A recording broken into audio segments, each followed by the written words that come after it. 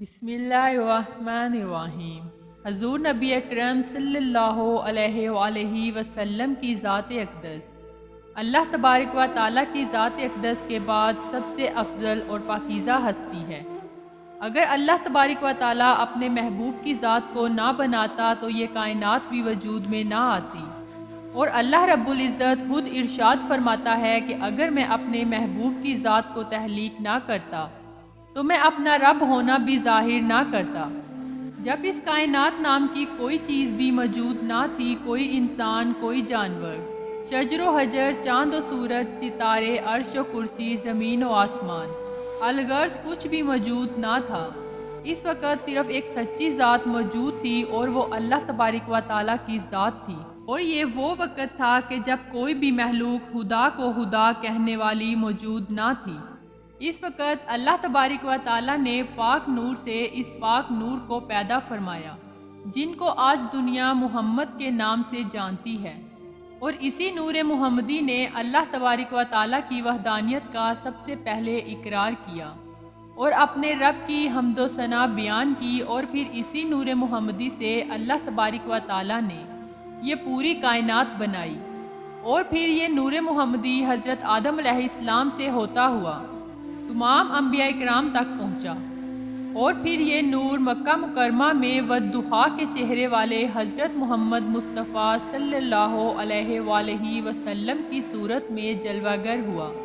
پیارے دوستو، آج کی اس ویڈیو میں ہم آپ کو بتائیں گے کہ جب اللہ تبارک و تعالیٰ کا محبوب اس دنیا کے اندر جلوہ گر ہوا تو اللہ تبارک و تعالیٰ کس طرح اپنے محبوب سے کلام کرتا تھا، اور حضور نبی اکرم صلی اللہ علیہ وآلہ وسلم پر وحی کس طرح نازل ہوا کرتی تھی، اور وحی کے وقت حضور نبی اکرم صلی اللہ علیہ وآلہ وسلم کی کیفیت کس طرح ہوا کرتی تھی، اور اللہ تبارک و تعالیٰ نے قرآن پاک کو تھوڑا تھوڑا کر کے کیوں نازل فرمایا، ایک ہی دفعہ پورا قرآن پاک کیوں نازل نہ فرمایا، اور حضور نبی اکرم صلی اللہ علیہ وآلہ وسلم پر سب سے پہلے کس طرح وحی آئی اور کون سی نازل ہوئی۔ ان تمام تر سوالات کے جوابات قرآن و حدیث کی روشنی میں آج کی اس ویڈیو میں ہم آپ کو بتائیں گے، لہٰذا آپ سے گزارش ہے کہ ہماری اس ویڈیو کو آخر تک ضرور دیکھیے گا۔ پیارے دوستو، وحی وہ کلام ہوتا ہے جو اللہ تبارک و تعالیٰ خاص اپنے پیغمبروں سے فرماتا ہے۔ اس کلام کو سننا عام انسان کے بس کی بات نہیں، جیسا کہ اللہ تبارک و تعالیٰ قرآن پاک میں ارشاد فرماتا ہے، اور کسی بشر کی یہ مجال نہیں کہ وہ اس کلام کو سن سکے۔ جب ہمارے آخری نبی حضرت محمد مصطفیٰ صلی اللہ علیہ وآلہ وسلم کی عمر مبارک 40 سال کی ہوئی تو آپ کا دل دنیا سے اکتانے لگا، اور آپ صلی اللہ علیہ وآلہ وسلم تنہائی میں رہنے لگے۔ حضور نبی اکرم صلی اللہ علیہ وآلہ وسلم دنیا کے کام کاج چھوڑ کر کئی دن غار حرا میں گزارتے اور اللہ تبارک و تعالیٰ کی عبادت میں مشغول رہتے۔ حضور نبی اکرم صلی اللہ علیہ وآلہ وسلم پر وحی کی ابتدا خوابوں کے ذریعے ہوئی۔ حضور اکرم صلی اللہ علیہ وآلہ وسلم رات کو جو بھی خواب دیکھتے وہ صبح کو سچ ثابت ہو جاتا۔ حضور نبی اکرم صلی اللہ علیہ وآلہ وسلم اپنے دن رات عبادت میں گزارنے لگے اور غار حرا میں رہنے لگے۔ یہ رمضان المبارک کی مقدس گھڑیاں تھی کہ ایک دن اچانک حضرت جبرائیل علیہ السلام حضور نبی اکرم صلی اللہ علیہ وآلہ وسلم کی خدمت میں تشریف لائے، اور حضرت جبرائیل علیہ السلام محمد مصطفیٰ صلی اللہ علیہ وآلہ وسلم سے عرض کرنے لگے کہ اے محمد پڑھو، تو حضور نبی اکرم صلی اللہ علیہ وآلہ وسلم نے ارشاد فرمایا کہ میں پڑھنے والا نہیں ہوں۔ اس وقت حضرت جبرائیل علیہ السلام نے حضرت محمد صلی اللہ علیہ وآلہ وسلم کو بازوؤں میں لے کر زور سے دبایا اور پھر چھوڑ دیا۔ اس کے بعد پھر حضرت جبرائیل علیہ السلام عرض کرنے لگے اے محمد پڑھو، تو آپ صلی اللہ علیہ وآلہ وسلم نے ارشاد فرمایا کہ میں پڑھنے والا نہیں ہوں۔ اس وقت حضرت جبرائیل علیہ السلام نے دوبارہ حضرت محمد صلی اللہ علیہ وآلہ وسلم کو اپنے بازوؤں میں لیا اور زور سے دبایا اور چھوڑ دیا۔ اس کے بعد پھر حضرت محمد صلی اللہ علیہ وآلہ وسلم سے عرض کرنے لگے پڑھو، تو حضور نبی اکرم صلی اللہ علیہ وآلہ وسلم نے پھر یہ ارشاد فرمایا کہ میں پڑھنے والا نہیں ہوں۔ اس وقت حضرت جبرائیل علیہ السلام نے تیسری مرتبہ پھر حضرت محمد صلی اللہ علیہ وآلہ وسلم کو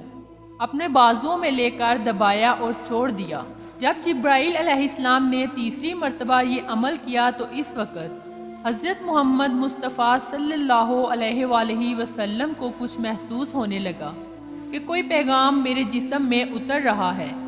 اس وقت قرآن پاک کی پہلی آیت اقرأ بسم ربک الذی خلق کا نزول ہوا۔ حضور نبی اکرم صلی اللہ علیہ وآلہ وسلم کے ساتھ یہ سب کچھ پہلی مرتبہ اور اچانک ہوا تھا۔ اس وحی کے نزول سے حضور نبی اکرم صلی اللہ علیہ وآلہ وسلم کے جسم پر لرزہ طاری ہو گیا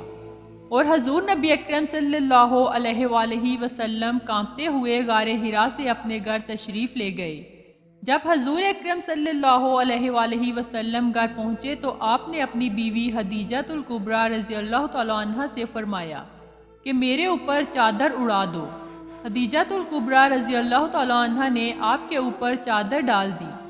جب حضور نبی اکرم صلی اللہ علیہ وآلہ وسلم کا بخار مبارک اترا اور جسم مبارک ٹھیک ہوا تو یہ سارا واقعہ آپ صلی اللہ علیہ وآلہ وسلم نے اپنی بیوی خدیجہ الکبریٰ رضی اللہ تعالیٰ عنہ کو بھی بیان فرمایا۔ پیارے دوستو، پہلے جتنے بھی انبیاء کرام گزرے ہیں ان پر مختلف طریقوں سے وحی نازل ہوتی تھی، لیکن حضور نبی اکرم صلی اللہ علیہ وآلہ وسلم پر نازل ہونے والی وحی 6 طریقوں سے نازل ہوتی تھی۔ جیسا کہ ابن سعد رضی اللہ تعالیٰ عنہ روایت کرتے ہیں کہ جب بھی حضور نبی اکرم صلی اللہ علیہ وآلہ وسلم پر وحی نازل ہوتی تو آپ صلی اللہ علیہ وآلہ وسلم کے چہرے مبارک کا رنگ متغیر ہو جاتا، جیسے کھجور کی زرد شاخ ہو، اور حضور اکرم صلی اللہ علیہ وآلہ وسلم کے سامنے والے دانت مبارک کانپنے لگتے اور سانس رکنے لگتا، اور آپ صلی اللہ علیہ وآلہ وسلم کو اتنا پسینہ آتا کہ اس کے قطرے موتیوں کی طرح ٹپکنے لگتے، اور کبھی کبھار ایسا ہوتا کہ وحی کی کیفیت اس سے بھی زیادہ شدید ہوتی کہ آپ صلی اللہ علیہ وآلہ وسلم اونٹنی پر سوار ہوتے اور وحی نازل ہوتی تو وحی الہی کے بوجھ سے اونٹنی زمین پر بیٹھ جاتی۔ روایات میں آتا ہے کہ ایک مرتبہ حضور نبی اکرم صلی اللہ علیہ وآلہ وسلم پر وحی نازل ہوئی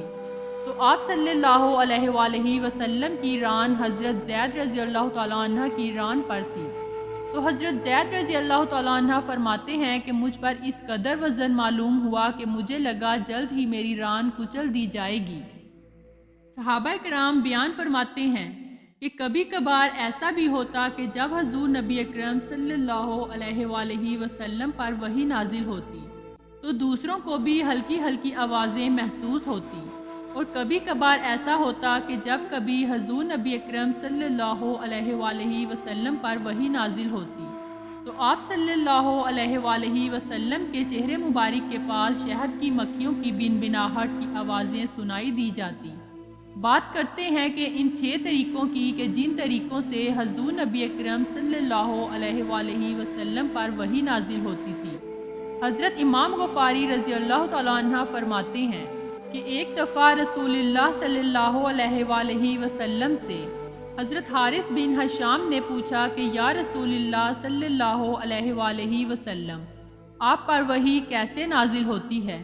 تو حضور نبی اکرم صلی اللہ علیہ وآلہ وسلم فرمانے لگے، وحی کی سب سے زیادہ سخت صورت یہ ہوتی ہے کہ جب مجھے ایک گھنٹی کی آواز سنائی دیتی ہے اور اسی آواز سے وحی نازل ہوتی رہتی ہے،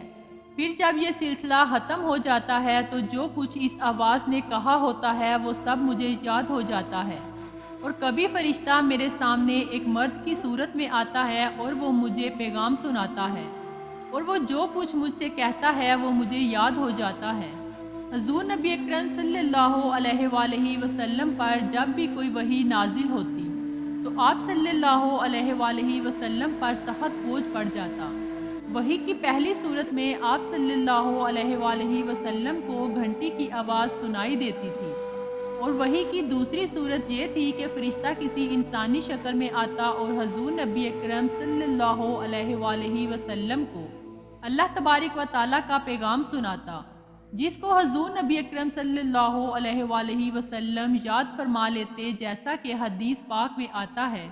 کہ حضرت جبرائیل علیہ السلام حضور نبی اکرم صلی اللہ علیہ وآلہ وسلم کے صحابی کی صورت میں حضور اکرم صلی اللہ علیہ وآلہ وسلم کے پاس تشریف لاتے اور اللہ کا پیغام سناتے۔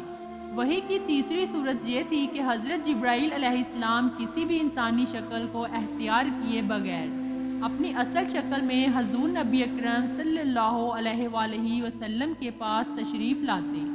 اور اللہ تبارک و تعالیٰ کا پیغام سناتے۔ جب بھی حضرت جبرائیل علیہ السلام آپ صلی اللہ علیہ وآلہ وسلم کے پاس اپنی اصل شکل میں تشریف لائے تو اللہ تبارک و تعالیٰ کا خاص پیغام لے کر آئے۔ وحی کی چوتھی صورت یہ تھی کہ آپ صلی اللہ علیہ وآلہ وسلم کو سچے خواب آتے، یعنی جو کچھ بھی آپ خواب میں دیکھتے وہ صبح ویسا ہی ہو جاتا۔ اور وحی کی پانچویں صورت یہ تھی کہ حضرت جبرائیل علیہ السلام حضور نبی اکرم صلی اللہ علیہ وآلہ وسلم کے سامنے کسی بھی صورت میں آئے بغیر آپ صلی اللہ علیہ وآلہ وسلم کے دل میں کوئی بات القا کر دیتے، یعنی کوئی بات ڈال دیتے، جس کو حضور نبی اکرم صلی اللہ علیہ وآلہ وسلم یاد کر لیتے۔ اور وحی کی چھٹی صورت جو کہ سب سے پیاری ہے کہ اللہ تبارک و تعالیٰ بغیر کسی فرشتے کے ڈائریکٹ اپنے محبوب حضرت محمد صلی اللہ علیہ وآلہ وسلم سے کلام فرماتا اور وحی فرماتا، جیسا کہ معراج کی رات اللہ تبارک و تعالیٰ نے حضرت محمد صلی اللہ علیہ وآلہ وسلم سے ملاقات کی اور آپ صلی اللہ علیہ وآلہ وسلم کو 50 نمازوں کا تحفہ دیا، جو کہ بعد میں کم ہو کر 5 نمازیں رہ گئیں۔ اب بات کرتے ہیں کہ اللہ تبارک و تعالیٰ نے قرآن پاک کو تھوڑا تھوڑا کر کے کیوں نازل فرمایا اور ایک ہی دفعہ میں کیوں نازل نہ کیا۔ یاد رہے کہ یہی سوال مشرکین مکہ نے آپ صلی اللہ علیہ وآلہ وسلم سے بھی کیا تھا، جس کے جواب میں قرآن پاک میں اللہ تبارک و تعالیٰ نے آیات مبارکہ بھی نازل فرمائی، جیسا کہ اللہ تبارک و تعالیٰ سورہ الفرقان آیت نمبر 32 اور 33 میں ارشاد فرماتا ہے، اور یہ کافر لوگ کہتے ہیں کہ ان پر سارا قرآن ایک ہی دفعہ کیوں نازل نہیں کر دیا۔ اے محبوب، ہم نے ایسا اس لیے کیا تاکہ اس کے ذریعے ہم تمہارے دلوں کو مضبوط رکھیں، اور ہم نے اسے ٹھہر ٹھہر کر پڑھوایا، اور جب کبھی لوگ تمہارے پاس کوئی انوکھی بات لے کر آتے ہیں تو ہم تمہیں اس کا ٹھیک ٹھیک جواب اور زیادہ وضاحت کے ساتھ عطا کرتے ہیں۔ پیارے دوستو، قرآن پاک کو تھوڑا تھوڑا کر کے نازل کرنے میں 3 حکمتیں ہیں۔